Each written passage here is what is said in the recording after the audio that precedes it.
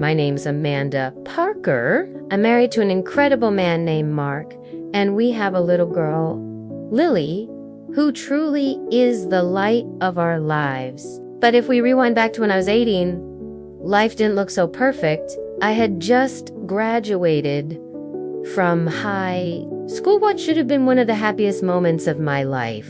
Instead, it became the day everything shattered between me, my stepmom Sandra, and my brother Ian Dutt. It happened right after the graduation ceremony. I still had on my cap and gown when Sandra pulled me aside. She wore that tight, fake smile she always used when she was about to drop bad news. "Amanda," she said in an almost sugary tone, "I need you to know that the college fund your dad left behind won't be going to you after all." Just like that. No explanation. No sympathy. She just said it like she was telling me the weather. I stood there frozen, staring at her as I tried to process. "What do you mean?" I asked. My dad had told me about that fund himself. He set it up when I was little. Sandra didn't even blink. She shrugged, like it was nothing. "Well, Ian and I talked, and we think it's more practical for the money to go toward something else. Ian has a plan for it, and honestly, Amanda, you've always been a bit of a dreamer. College might not be the best path for you."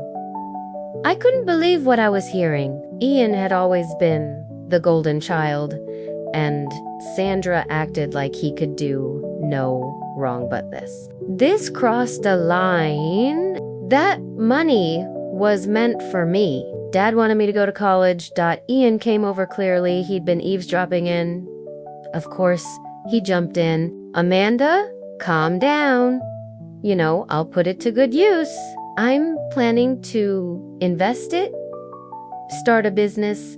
Dad would have wanted us to be smart about it. And besides, you can take out loans like everyone else if college is that important to you." He said it so casually, like I should just accept it and move on. My hands were trembling. My heart was pounding. "You can't just take what's mine. That's stealing," I shouted. Sandra quickly looked around, clearly embarrassed that I was making a scene, and hissed, "Lower your voice, Amanda. This is a family matter and you're being dramatic." I wanted to scream, but instead, I walked away. The rest of that graduation day blurred. That night, I just lay in my room, staring at the ceiling, wondering how things had gone so wrong. My dad had passed away the year before. He was my anchor. Without him, Sandra and Ian held all the power, and I felt completely alone. The next day, I tried to bring it up again, hoping maybe Sandra would reconsider. She just rolled her eyes and said, "Amanda, you're an adult now. Time to grow up and figure things out. That money's going toward the family. And Ian's part of that later." I told Mark, my boyfriend at the time, what happened. He was furious.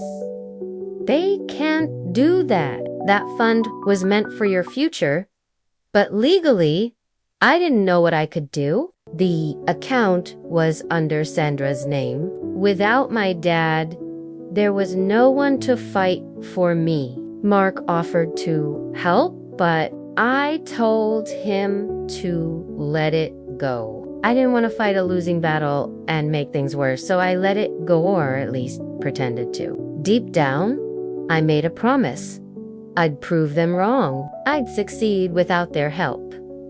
The next few years were brutal. I juggled multiple part-time jobs just to afford classes at a community college. I couldn't go to a four-year university right away, but I was determined to get my degree, even if it took me twice as long.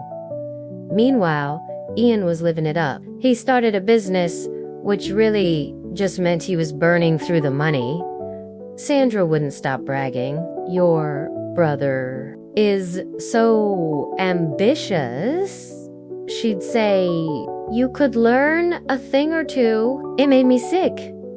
Mark stood by me through all of it. He pushed me to keep going, even when I was on the edge of giving up. By the time I transferred to a university, we were engaged. I still remember Sandra's reaction. Are you sure you're ready for marriage, Amanda? It's a big responsibility, and you're still figuring out your life, she said in that same condescending tone. Ian, of course, added his 2 cents. Yeah, maybe focus on your career if you can even call it that. I wanted to snap, but I just smiled. Don't worry about me. I'm doing just fine. University was some of the hardest years of my life.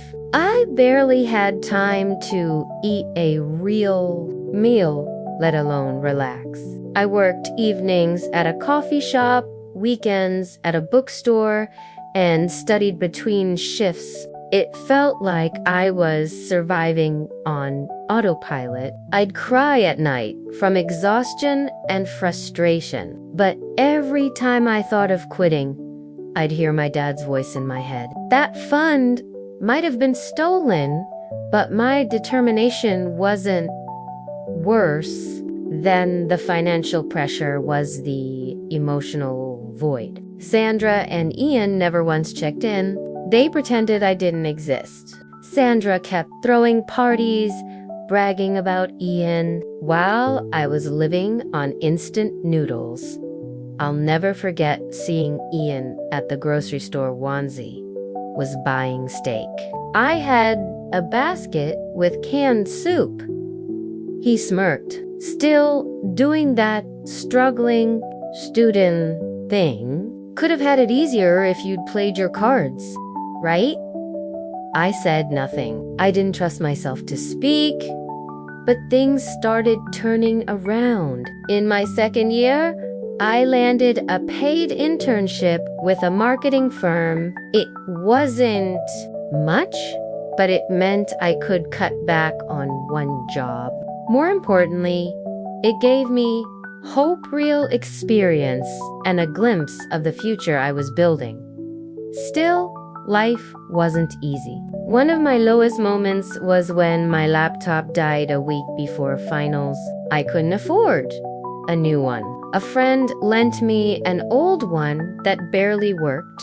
I remember sitting in the campus library at midnight, trying to finish a paper and just breaking down. I wanted to scream at the but thinking about Sandra and Ian laughing at my struggles gave me fuel. I wouldn't let them win. It wasn't just the lack of support, it was their cruelty. One Thanksgiving, Mark convinced me to show up at Sandra's dinner. I should have stayed home. Everything was fine until Ian piped up loudly. So Amanda, how's the glamorous student life?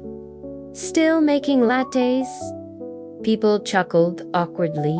I felt my face burn. Before I could respond, Sandra said in her sweet tone, Ian, don't be mean. Amanda's doing the best she can. Not everyone's cut out for success. That pause before the best she can. Yeah, it stung. But Mark was my rock. After late shifts, he'd have dinner waiting even if it was just grilled cheese. I remember coming home one night after failing an exam and breaking down. Mark hugged me, let me cry, then said, "This one test doesn't define you. You're doing something most people would have given up on. You're stronger than this." Those words carried me. When I finally graduated, it felt like I'd climbed Everest. I didn't invite Sandra or Ian. Mark and a few close friends cheered me on. As I walked across the stage, I thought, they don't get to have this moment.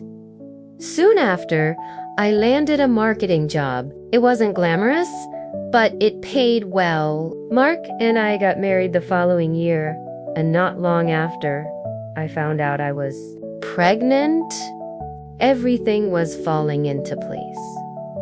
I never heard from Sandra or Ian until I did. Ian's business tanked. Sandra's status crumbled. Rumors spread they were broke, and Ian had moved back in with her. One day at the store, I ran into them. I had a cart full of high-end groceries. Lily was babbling happily. Ian looked worn down, pushing a cart with canned goods. Sandra tried to smile. "You're looking well," I replied casually. "Yeah, things have been good." And they had. Soon after that, Sandra started reaching out, little messages. Ian texted too. "Hey sis, let's catch up." I ignored them. I didn't trust their motives, but they kept trying calling Mark, asking about Lily. Mark thought maybe they were trying to make amends. I wasn't convinced. Then one Saturday, they showed up at my house. "Just thought we'd drop by," Sandra said, that fake smile in place after some awkward small talk. Ian finally admitted they were in financial trouble and asked me for money. I was stunned. "You're asking me for help," Sandra said. "Don't make it sound so harsh. Just a loan. You're doing well. You can afford it." I laughed bitterly. "Necessary, huh?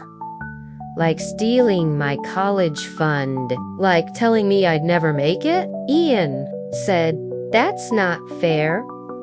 I snapped, "Fair? For who?" Sandra said. "It's ancient history. Can't we move on?" I replied, "You left me to struggle. You made fun of me. And now you want to guilt me." Ian shouted, "You owe us.